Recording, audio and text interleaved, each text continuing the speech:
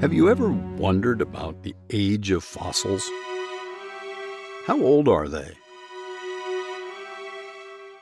Most scientists claim that they're millions of years old. But how did they reach that conclusion? Paleontologists study the fossil remains of long-dead plants and animals. This realm of science often leads to interpretations, such as species, the likely cause of death, and the age of the rock found along with the fossilized remains. Most paleontologists accept the 200-year-old dictum that the lowest layers of fossils were buried first, which is logical. However, the age of the layers is still up for debate and is largely based on past assumptions and academic orthodoxy. Joe Taylor is a professional paleontologist with decades of experience with notable friends in this specialized field of research. Join us now as our host interviews Joe about his discoveries.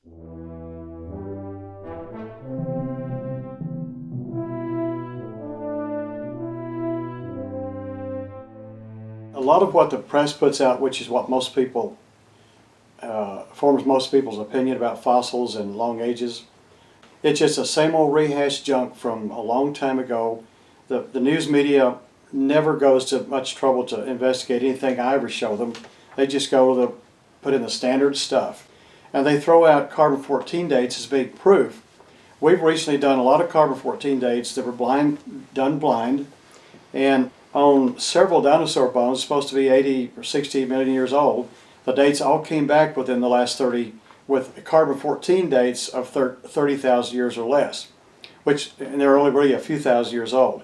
But if you can get carbon-14 out of a dinosaur bone, by their own estimation, it cannot be millions of years old. Well, the press just never learns that stuff, and you can tell, I've told them numerous times, and they go right out and they put the same old junk in there. This mastodon is 20,000 years old. You know, they get some carbon date somewhere. Well, it's like the burning tree mastodon that I worked on in Ohio. They carbon dated the shoulder blade and got 11,600 years. Well, how many other dates you get that said it was 300 years old? They don't tell you that. But, okay, so you say it's 11,000 years old.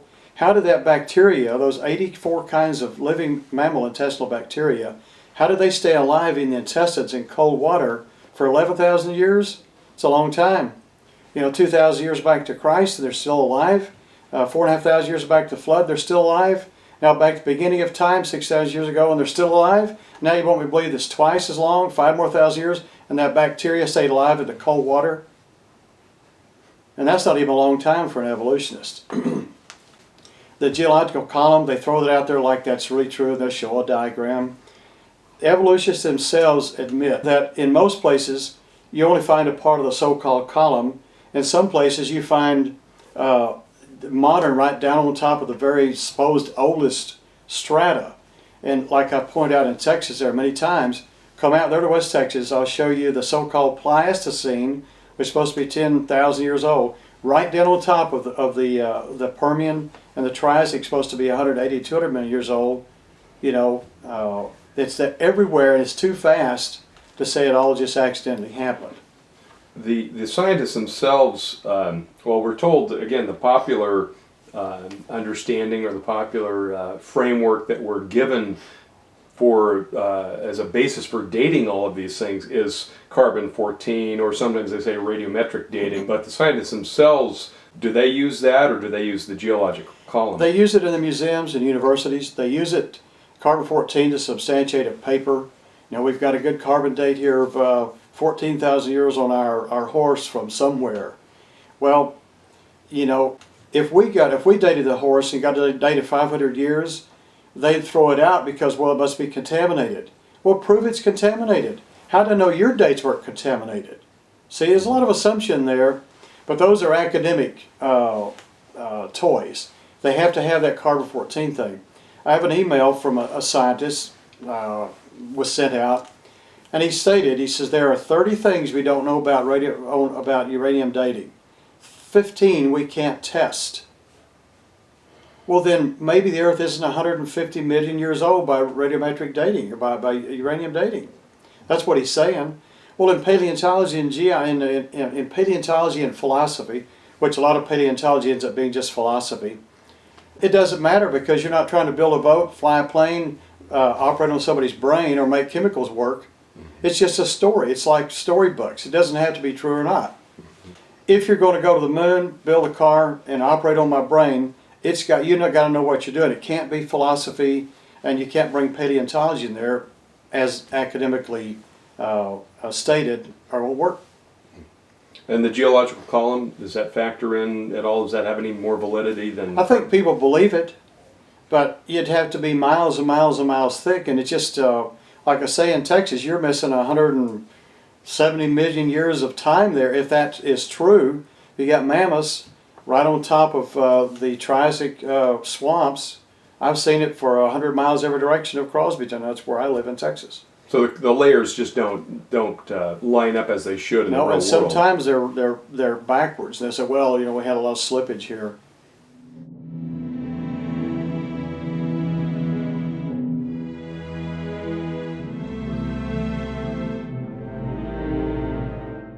People use the words fossilization and petrification, and there's a little confusion, I think. A fossil is something which comes out of the earth. It's something which is dug up out of the fosse, the hole. So a watch or an old wrench or a horse could be a fossil because it comes out of the fosse of the earth, out of the earth. We think of fossils as being dinosaur bones, mammoth bones, stuff like that. A lot of academics don't want to include mammoths as fossils because they're not petrified. But that's not totally true either. I have bones from a sand pit in LaGrange, Texas. Some of the bones are as brown as any dinosaur bone, and they're just almost totally petrified. Others in the pit aren't petrified at all, like most Texas mammoth bones are chalky. But petrification is simply the replacement of the bone, parts of the bone, by mineral coming in through water or whatever. So does petrifaction, does a bone being totally petrified mean it's really, really old, like we've always been told in museums or led to believe? There's a pit, an old, I guess a pond or a little something out in Florida. They were digging through a place and dug up this old pond where the Indians had lived, the Florida Indians. They raised these little dogs and they ate the little dogs. When they're through, they threw the bones and sometimes a whole dog into the little pond over here where the fish and snails were. The ones on the bottom have turned to glassy rock, and they're gray-brown, these little dog jaws that I have. A little further above them, they're the same color, but they're still just bone. Well, okay, if petrifaction means really, really old, then the dogs down here must be millions of years old, and those Indians must have been over here in Florida for millions of years. What it really says is, maybe 500 or 1,000 years ago, the Indians lived there, and over a period of maybe, let's say, 200 or 300 years, they threw the bones in there. Some on the bottom petrified within a couple of hundred years, and the rest of them didn't. So petrifaction could mean only a couple hundred years. In South Dakota, you have dinosaurs that have soft tissue in them. They have red blood cells, and Mark Armitage just took apart a Triceratops horn, and there are osteocytes in there, which are the soft, flexible, and there's flexible veins. Well, okay, if you want to believe that thing is 65 million years old, go ahead. You know, believe in Santa Claus too. But any sensible person is going to know that, gee, I don't believe that soft tissue and veins could really live for 65 million years, not even 65,000, or not even 6,000 years. Must be only a few thousand years old. Well, that's more reasonable. The pigs buried above the dinosaurs out in South Dakota, you know, there's millions of dinosaurs in South Dakota. They're semi-petrified, petrified and semi-petrified. Well, the pigs and the horses above them, buried in the white volcanic ash and all that, they are completely petrified. And the mineral is gravitating into the inner recesses of their skulls. And it's not so in all dinosaurs, okay?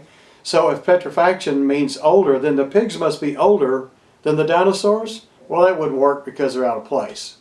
So petrifaction doesn't necessarily mean great age, it's just the right conditions.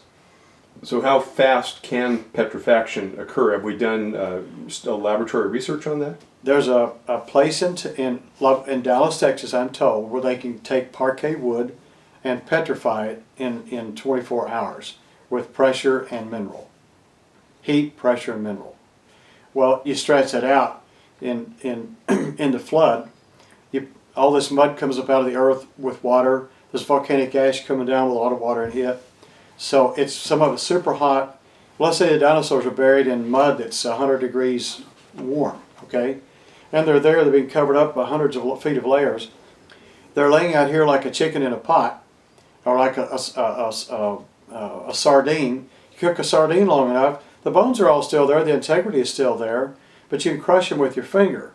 If you introduce mineral in there, well, that mineral is going to really easily enter into that cooked bone. That's what it looks like happened to dinosaurs. There's a Triceratops I worked on, and the shoulder blade was laying over another bone, over a rib. It goes up over it like this, like it was at one time rubbery. So that bone must have been cooked soft, the earth settled, and the shoulder blade settled over that other bone and then petrified. I know a friend that dug up a bent T-Rex bone. It was in there and it got bent when the earth shifted while it was still rubbery. So it doesn't take a long time.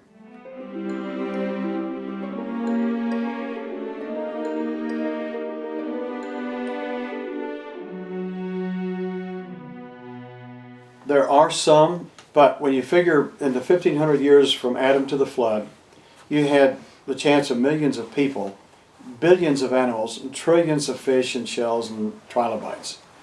So the percentage, if they're all buried, is very small that you'll ever find a human in all these billions of other remains. However, there were some giant human remains found in Arizona in some really, really supposedly old rock, hundreds of millions of years old. But it was a leg bone of a man 12 feet tall, already turned totally petrified black bone. In the actually beds of in South Carolina, they dug out a layer about this thick, about 18 inches I'm told or so. In there were sea creatures, whales, sharks, dinosaurs, mammoths, and so on, and their droppings. And they're just, they mined the whole thing for fertilizer. There's so much of it. So that's one of the few places in the world where you definitely have Cretaceous, so-called Cretaceous dinosaurs, supposedly 65 million years old, buried with human bones. They found human bones as well as arrowheads. And I'm told some large humans, like 7 or 8 feet tall. But I don't have, that's just one of those things you hear. Well, it shouldn't be. You shouldn't have mammoths and dinosaurs living together.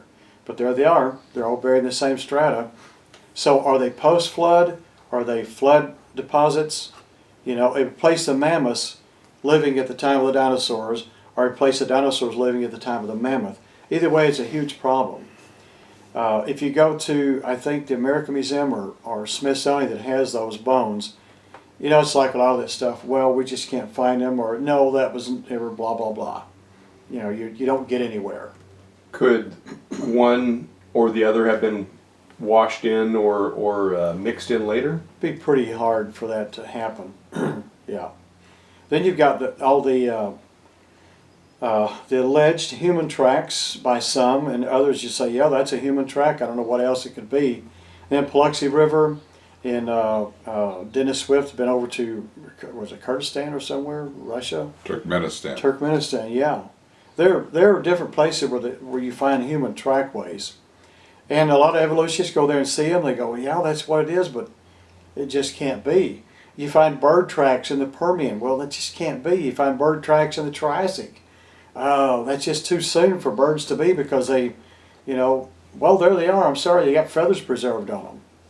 So those things, you put this animal, this index fossil with here, well, that brings the age down. You put this one with that one, that brings it down. So you put them all in there. Carl Baugh has shown this. You pretty well erase the geological column just because you got an out-of-place fossil here and there.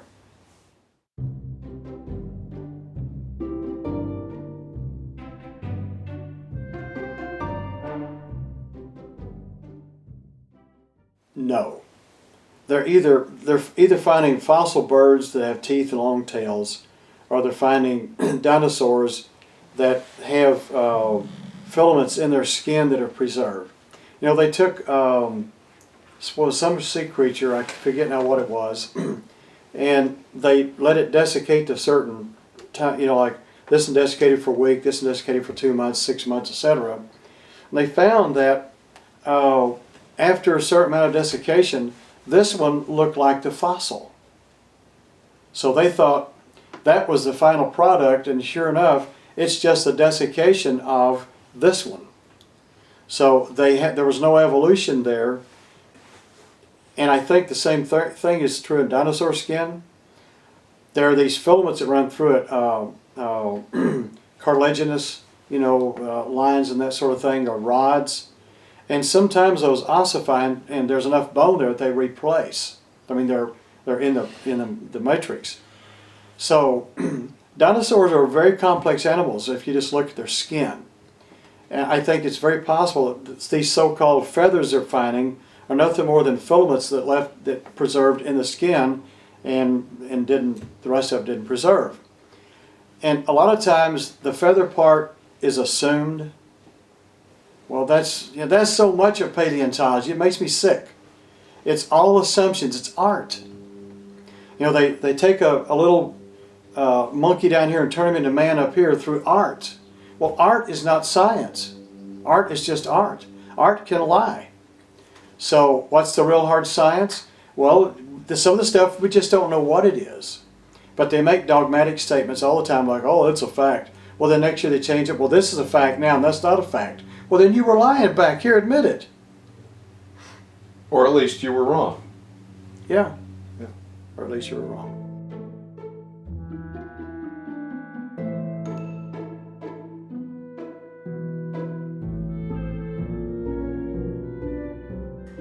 Well, if science is gathering a lot of data on certain things and then making logical deductions and ruling out things, you know, that takes quite a while to do that. If you just go out here and say, well, this is a basement rock, or a bottom rock, and a higher up rock, and say, because we find seashells down here, every time we find that seashell, it's going to be whatever they gave those ages, which isn't as much as it is today, but let's say that's 100 million years old there. So every time you find that seashell, that means that layer is that old. That's what they call an index fossil. An index fossil. But if you find that same index fossil higher up, well then you should, okay, lower the age, you know, shorten the age span. Or if you find them too many places, you'll end up with no age span in there. One thing they didn't figure on is what the Bible says about Noah's flood. The fountains of the great deep broke up, windows of heaven opened up, the atmosphere decompressed apparently, and there was rain. Well, how do you bury ocean fossils? You have to heat the water up or do something to it. How do you get limestone to form so quickly that fish are in the act of giving birth? Scales are preserved on them. All over the world you've got animals, huge animals with 10-foot skulls with their jaws shut, and little fish, trilobites. Why didn't they all fall apart? They would today in a normal ocean. But if you've got the fountains of great deep split, and all this mud starts rushing across the bottom of the oceans, you're going to bury all the stuff out there and it'll be preserved. Well, then later on the earth upheaves and here they are on the top of a mountain now. So what gets buried at the bottom? Well, the stuff that lives on the bottom. What gets buried in the middle? The stuff that lives in the middle. What gets buried on the land? Well, the stuff that lives on the land. So you get all the swamps up here in a higher level than the oceans, and the oceans higher than the bottom of the mud. You got that today. That doesn't mean the bottom of the ocean's older than the cows living up here.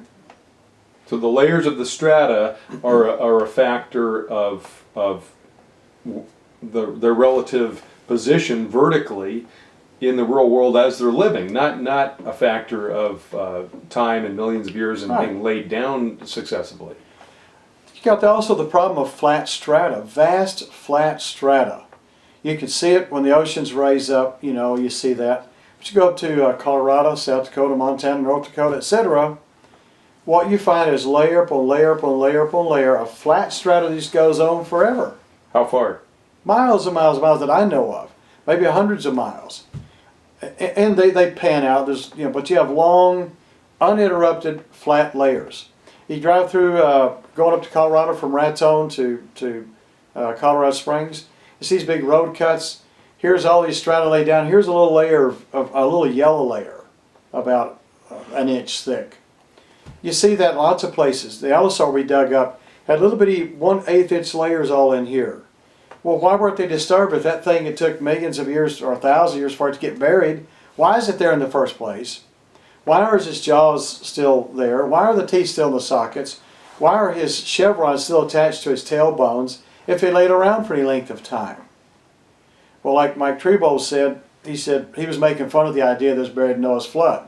I said, well, it was buried in the flood. Well, yeah, they're all buried in floods. Floods. Well, yeah, you got a flood here, and a flood there, and a flood over here the same day. That's what you get in Noah's flood. You have all this water moving around, but it's laying down flat strata because the water is moving along, dropping this stuff out.